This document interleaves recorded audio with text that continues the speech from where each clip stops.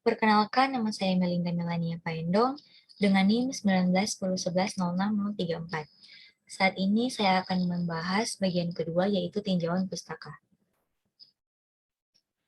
Yang pertama ada pembangkit listrik tenaga surya atau PLTS. PLTS ini merupakan sebuah teknologi pembangkit listrik yang mengkonversi energi foton dari surya menjadi energi listrik. Sel-sel fotovoltaik pada panel surya melakukan konversi dari energi foton menjadi energi listrik.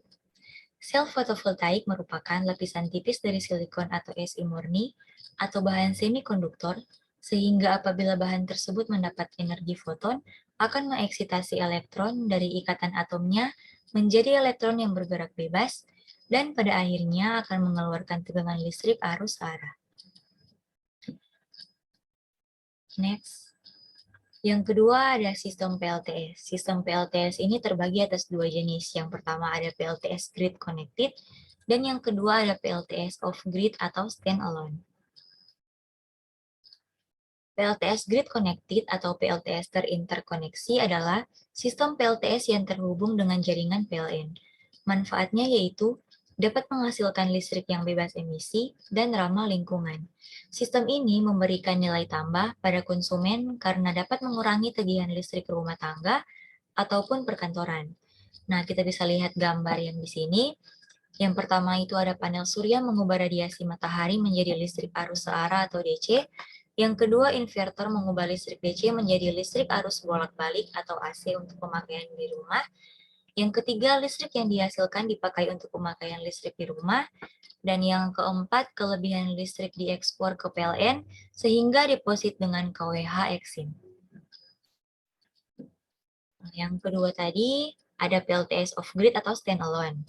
Pengertiannya yaitu PLTS off-grid atau standalone adalah jenis sistem PLTS yang dirancang untuk menghasilkan energi listrik secara mandiri dalam memenuhi kebutuhan beban listrik.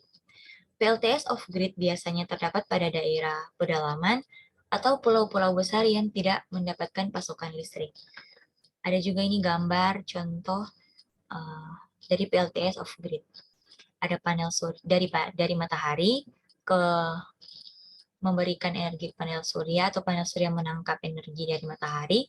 Lalu ada SCC, ada baterai, ada DC, inverter, ada AC, panel bagi, peralatan rumah, dan jaringan PLN, dan juga ada genset.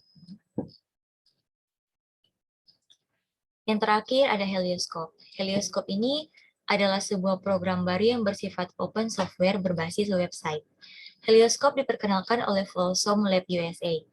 Perangkat lunak ini memungkinkan pengguna untuk memperkirakan produksi energi yang menghitung atas kerugian akibat cuaca dan iklim. Alat ini menampilkan produksi tahunan, kumpulan data cuaca, rasio kinerja, dan parameter sistem lainnya untuk hasil simulasi.